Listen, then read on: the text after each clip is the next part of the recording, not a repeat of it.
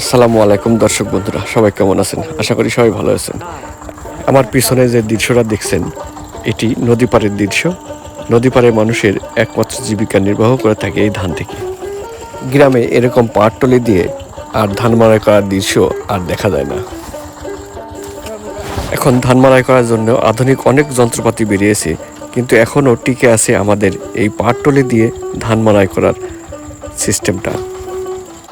গ্রামে এরকম ধান মলার সময় কৃষকরা অনেক আনন্দ উৎসব মুখর আমেজে তারা এরকম ধান মাড়াই করে থাকে।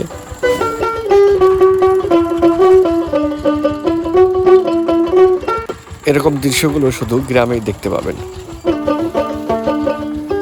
এই দেখো, এই যে